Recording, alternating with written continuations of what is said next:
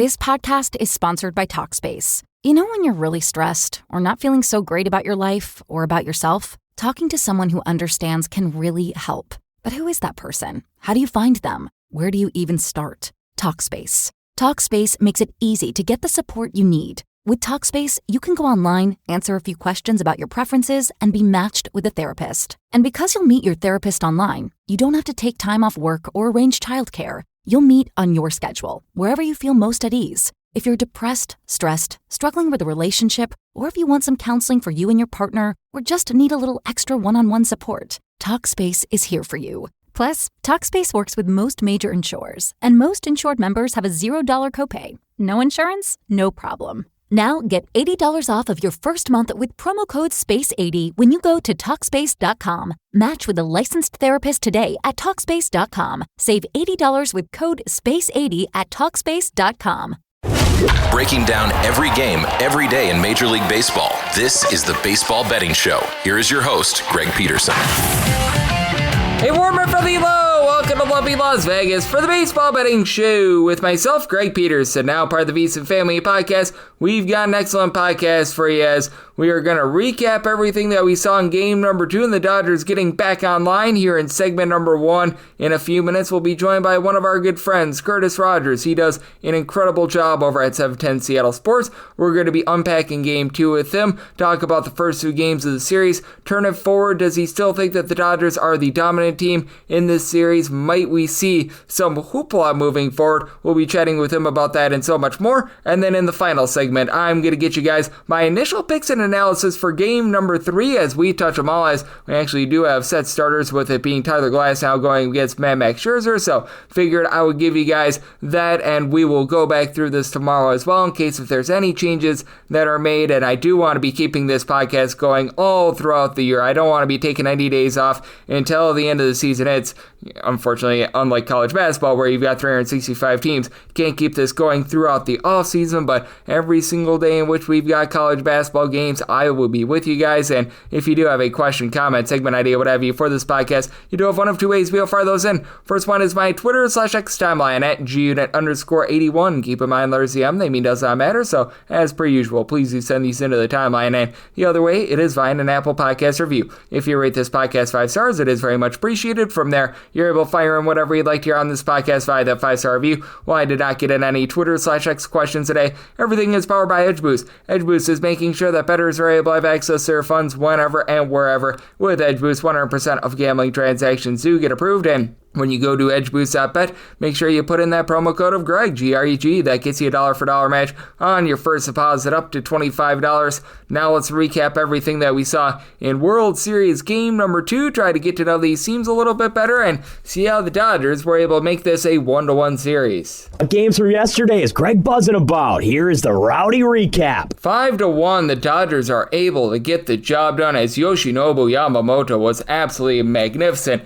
in this one. He gave up a run in the 3rd inning, but I am back-to-back complete games in the postseason. I think he had pitched the first complete game in the postseason in like 6 or 7 years before he had done so in his previous start against the Milwaukee Brewers. Now he does it twice here in the last 2 starts. 8 strikeouts along the way, and Kevin Gausman was very rock solid until the 7th inning. He had given up 1 run in the first 6 innings, and then the 7th inning is when Max Muncy and Will Smith were able to get jiggy with it. For Smith, he had the initial RBI early on in this game in the 1st inning, and then he was able to go deep. That was a solo shot for him. That was his first of the postseason. And Muncy, that is number 2 for him this playoffs, and from there you did have a pair of outs out of the bullpen from Louis Varland, but he gave up a pair of runs along the way. Jeff Hoffman, pair of outs out of the bullpen, scoreless. You had Braden Fisher, lend a scoreless inning to be able to help you out with that under, and Alejandro Kirk, don't call his name, lone RBI for the Toronto Blue Jays. So now we have seen 1 over, 1 under. We have seen 1 favorite and 1 underdog be able to cash here in the postseason. So now everything is even Steven with that regard, and you've had 1 Yerfy, 1 Nerfy in the World Series. So how about if we unpack all that we saw in game number 2 and so much more next with our good friend Curtis Rogers. Does such great work over at 710 Seattle Sports. So, it's very much about the Toronto Blue Jays, to say the least. And he'll be joining me on the flip side right here on the Baseball Betting Show with myself, Greg Peterson, now a part of the VSiN Family of Podcasts.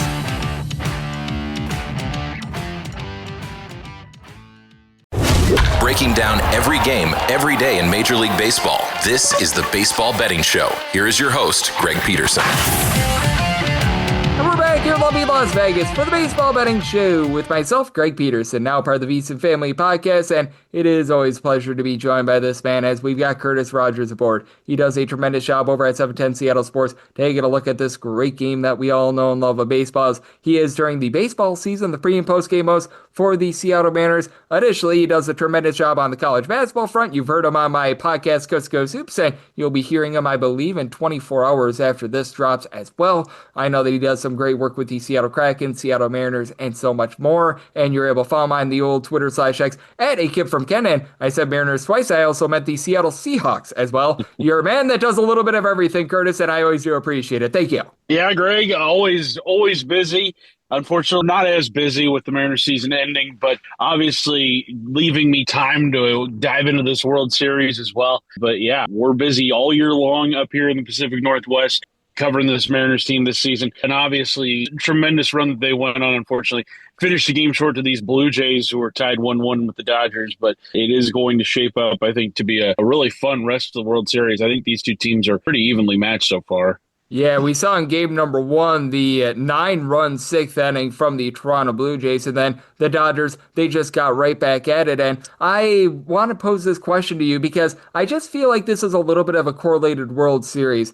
For the lower scoring games, it just feels like very much are in favor of the LA Dodgers with the way that their starting pitching is set up. And if things get a little bit higher scoring and a little bit harebrained, it seems to go the way of the Blue Jays. I don't know if you've noticed that or not, but I do think that the Blue Jays' best opportunity to be able to hang with the Dodgers is to just make these games slugfest. I think that's a great point you bring up because that's exactly how it was in the ALCS.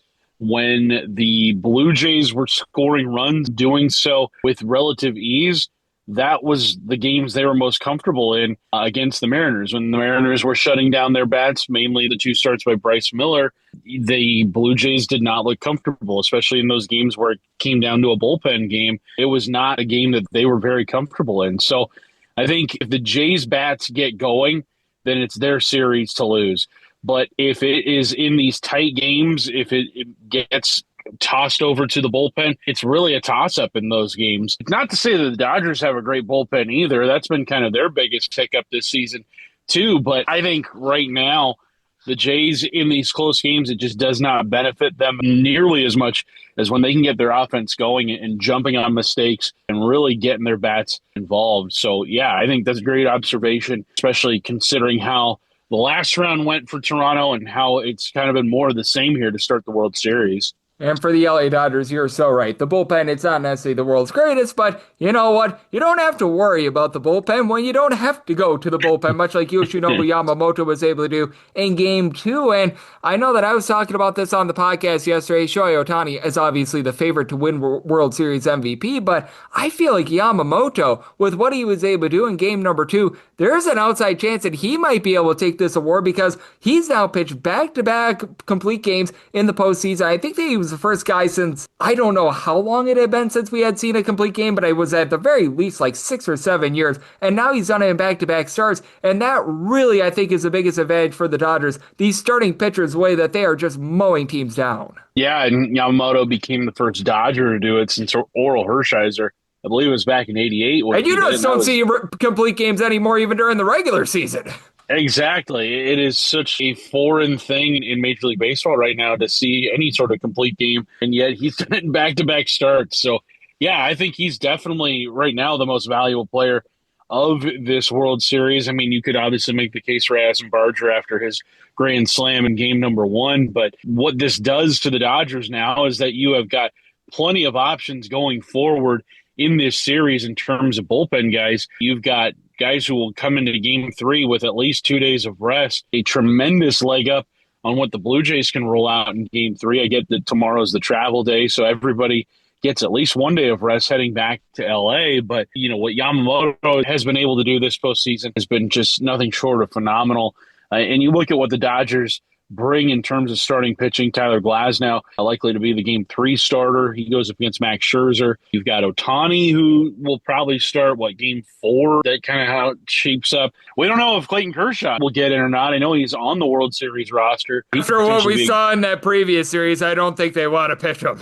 Yeah, I think it might have been just kind of more of an honorary thing, if anything. But things are shaping up right now for the Dodgers as it heads back to LA for games 3 through 5. But as we know, this Blue Jays lineup and this Blue Jays offense can travel. October in Seattle is not a place where runs happen a ton, and they put up plenty of runs in Game 3 and Game 4 of the ALCS. So they're an offense that can score in any ballpark, wherever it is that these games are being played. This series right now, Greg, if I had to handicap it, I think it's at least going 6. I think we're going back to Toronto at some point in this series, potentially even 7. I think these two teams are really closely matched in just how they go about getting their wins. And that is interesting, as Curtis Rogers, who does such great work over at 710 Seattle Sports, he's joining me right here on the Baseball Betting Show, because initially coming into this series, I thought that this was going to be done in 5 with the LA Dodgers, mainly because I thought that there was going to be a split in Toronto, and then from there, the LA Dodgers were going to be able to take hold. What do you think would be the best game for the Blue Jays to be able to pick one off? Because I think that going against Tyler Glasnow and Shohei Ohtani is going to be a little bit rough, and then that would bring them to the rookie in Trey Savage, trying to be able to save the team's season. And I do think that it's really curious to see how the Blue Jays are going to be structuring things, because I just still don't understand why Eric Lauer came up in mop-up duty in game number 1, has not been starting, and I feel like he could be a guy that could really give this team a shot in the arm if needed. Possibly, yeah, for sure. I think that is an interesting name to bring up. And look at one of these games that Toronto could potentially win. Counting on Max Scherzer this time of year would be a really unfortunate thing to do for any baseball fan out there, because this is a guy that has been battle-tested throughout his career. Tyler Glasnow has pitched in big games before with Tampa Bay, but nothing to this kind of magnitude, especially with all the expectations that have been on the Dodgers this season. I mean, there's a lot riding on Game 3 for him. So Scherzer's one, and then Shane Bieber has looked good in the postseason outside of that one start against the Yankees. He's really calmed things down and has looked like the Shane Bieber that we saw for all those years with Cleveland. So it's not to say that Toronto is lacking in starting pitching. And I think for me, I look at that Scherzer-Glasnow matchup as one that could potentially go Toronto's way. If I'm Scherzer or if I'm Bieber, I got to give my guys at least 5 innings. That's sort of the sweet spot right now for this Blue Jays team. I mean, facing this Dodgers lineup a third time, that's going to be a risky thing for anybody to do. I look at that as kind of like, well, you might as well get through it twice and then kind of hand it over to the bullpen after that. But yeah, I think Scherzer, Bieber are going to be the ones to get the job done if this series does go back to Toronto. I think it will, and I really look forward to seeing just how close these games are. I've been thoroughly entertained through the first 2 games here in the World Series. There's no question about it. It has been entertaining. And has anything really surprised you in this series as far as, saying it's maybe the 9-run 6th inning? I don't think anyone saw that, but past the 9-run 6th inning, has there been anything that has really stood out to you that has been surprising thus far in this series? I really think that Addison Barger is a guy that people don't know enough about across Major League Baseball. I mean, the pitch at Grand Slam was massive, but his arm in right field, too, is one that you have to take into account. He has been nailing guys left and right this season, nearly throughout what Andy Pages, when he was rounding second late in game number 2, trying to get back to the bag. He was ruled safe, but that's somebody that I've got my eye on. Also, good to see Will Smith get going for the Dodgers. That's a huge bat for them. Maybe the best offensive catcher in the National League this season in terms of OPS. That is an important bat for them. He hit the big home run to break open the deadlock in game number 2. That's somebody that I think if you're a Dodgers fan and you're wanting your offense to look like it did through the course of the season, Will Smith is somebody that you got to get going. And Greg, I know you love random stats. This would be, I believe, the 6th straight World Series, if the Dodgers pull it off, that somebody named Will Smith would get a ring. So that's something you got to take into account. Will Smith, the reliever, won 3 straight, I believe, with the Nationals, Astros, and Braves. And then obviously Will Smith, the catcher with the Dodgers, he's got 2 rings as well. So there's something to watch here over the next few games if the Dodgers pull it out. I absolutely love that stat right there. That might be the greatest stat that has ever been brought up on this podcast. And I mean, for Will Smith, I guess you could say that he's really getting jiggy with it in the World Series. And I don't think that we've got any sort of like Hancock references or anything like that. But man, we're getting all hitched with regards to this World Series. And Curtis, I know you're doing such an incredible job taking a look at this great game that we all know and love of baseball. And I know that you're doing additionally great work out there in the Pacific Northwest, getting set for the upcoming college basketball season, doing everything with regards to the Seattle Seahawks in the NFL, and so much more. So love the good people at home. Know it's all on tap for you, and how people can follow along on social media and other platforms. Yeah, we've got a lot of Mariners post-mortem following their ALCS elimination Game 7. Some interesting comments from Jerry Dipoto about the upcoming offseason, just what payroll is going to look like, their pursuit of potentially Josh Naylor. You can check that out at seattlesports.com or on our YouTube page, Seattle Sports. And follow along on Twitter and Instagram at A Kid From Kent. If you want more of these crazy, ridiculous stats. And Greg, always have a blast with you talking this World Series. Talking this baseball season has been a tremendous amount of fun. It stinks that the baseball season's nearing an end, but hey, we're going to crown a champion here soon. So really appreciate you having me on. Yes, Curtis is on the pursuit of happiness. He does a great job of making sure that he has his focus this time of year. Yes, the Will Smith references are continuing on this one. And for Curtis, he does such a tremendous job. He deserves to be on the silver screen as well. A big thanks to Curtis for joining me in the last segment. And coming up next, I give you guys my initial picks and analysis for Game 3 of the World Series as we touch them all. Did you know your credit card points and miles can lose value to inflation? Credit card companies often reduce the redemption value of your points and miles. Now, imagine a credit card with rewards that can grow in value. With the Gemini credit card, you can earn Bitcoin or one of over 50 other cryptos instantly with no annual fee. Every swipe at the store or gas pump earns you instant rewards deposited straight to your account. Plus, sign up now for a $200 Bitcoin bonus to kickstart your rewards. Visit Gemini.com/card today. Check out the link in the description for more information on rates and fees. Again, if you're looking to invest in Bitcoin but don't know where to start, the Gemini credit card makes it easy. Breaking down every game, every day in Major League Baseball, this is the Baseball Betting Show. Here is your host, Greg Peterson.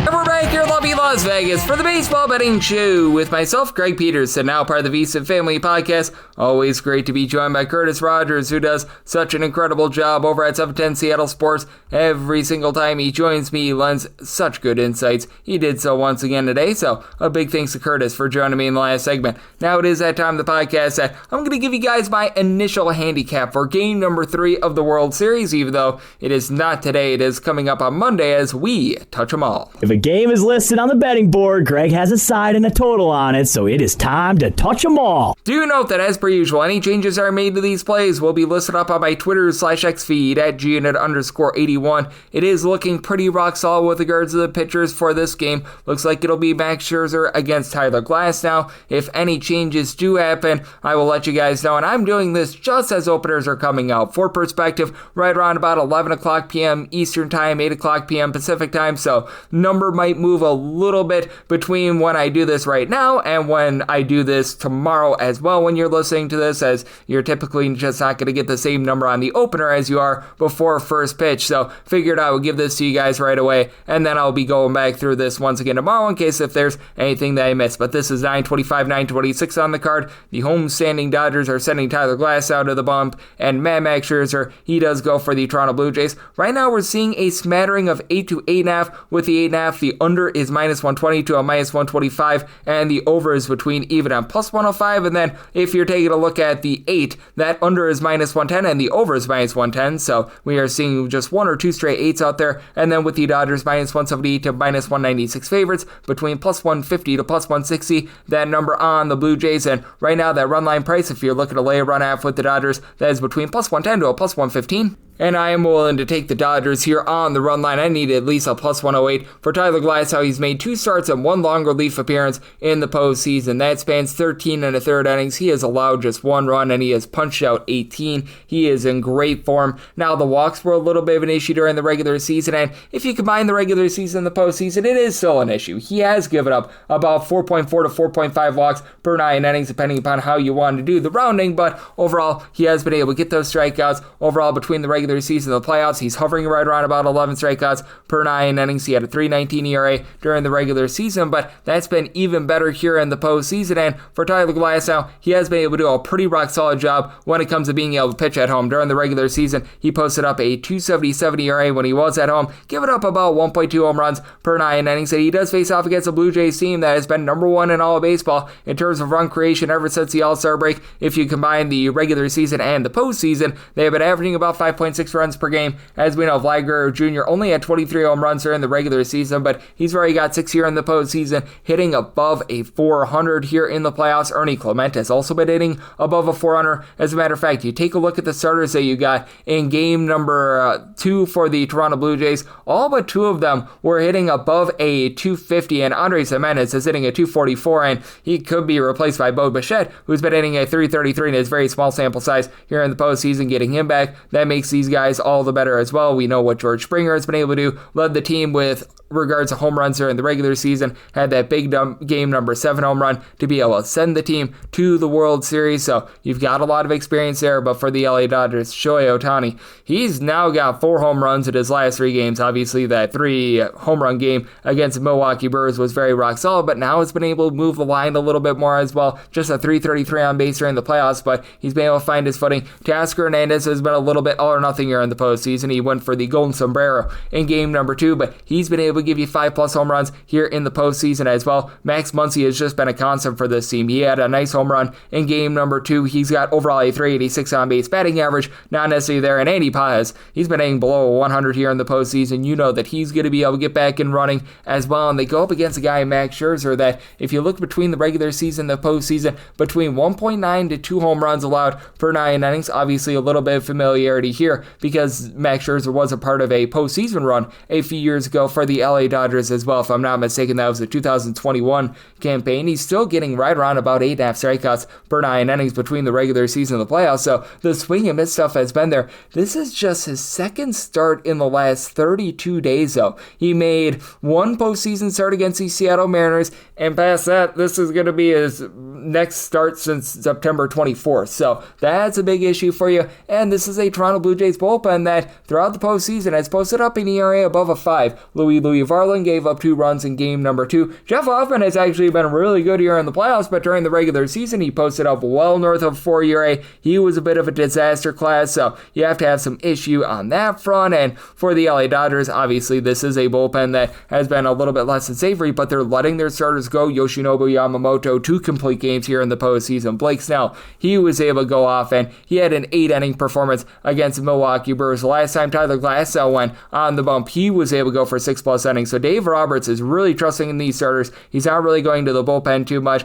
And plus, the bullpen that was consisting of likes of Tanner Scott, Kirby Yates during the regular season, they've been replaced by the likes of Emmett Sheehan, along with Roki Sasaki. You also have Clayton Kershaw, though Clayton Kershaw might not be the guy that you want to see coming out of the bullpen, as his lone appearance here in the playoffs was a little bit less than savory. That said, I do think that this is a good spot for the LA Dodgers to be able to win and win by multiple runs. Getting a +110 or greater, I am going to be in on that Dodgers run line. And with regards to the total, I did set mine at 7.6. I feel like unders are very good for the LA Dodgers. As a matter of fact, 5 out of their last 6 games here in the postseason have been going under the total. So we're going to be going back in on the under, and I'm going to be willing to trust in the LA Dodgers on the run line. And that'll wrap things up for the Sunday edition of the Baseball Betting Show, now part of the VSiN family of podcasts. A big thanks to our good friend Curtis Rogers. He does amazing work over at 710 Seattle Sports. He joined me in the last segment. If you do like hearing from this fine podcast, Baseball Betting Show, you're able to subscribe wherever your podcasts, Apple Podcasts, Google Play, Spotify, Stitcher, and TuneIn. If you have a question, comment, segment idea, whatever you for this podcast, you have one of 2 ways we offer those in. First one is my Twitter/X timeline at @GUnit_81. Keep in mind, letters EM, they mean does not matter, so per usual, please do send these into the timeline. And the other way is find an Apple Podcast review. If you rate this podcast 5 stars, it is very much appreciated. From there, you're able to fire in whatever you'd like to hear on this podcast via that 5-star review. Like I said, all throughout the postseason, I'm going to try to keep this podcast running every single day. Unlike my college basketball podcast, I will not be doing this during the offseason, just because with college basketball, it's much easier to be able to keep it running during the offseason with 365 Division I teams compared to 30 MLB teams. But every day in which we have baseball, I'll be with you guys, and I'll be back with you once again tomorrow. Thank you. Did you know your credit card points and miles can lose value to inflation? Credit card companies often reduce the redemption value of your points and miles. Now, imagine a credit card with rewards that can grow in value. With the Gemini credit card, you can earn Bitcoin or one of over 50 other cryptos instantly with no annual fee. Every swipe at the store or gas pump earns you instant rewards deposited straight to your account. Plus, sign up now for a $200 Bitcoin bonus to kickstart your rewards. Visit Gemini.com/card today. Check out the link in the description for more information on rates and fees. Again, if you're looking to invest in Bitcoin but don't know where to start, the Gemini credit card makes it easy.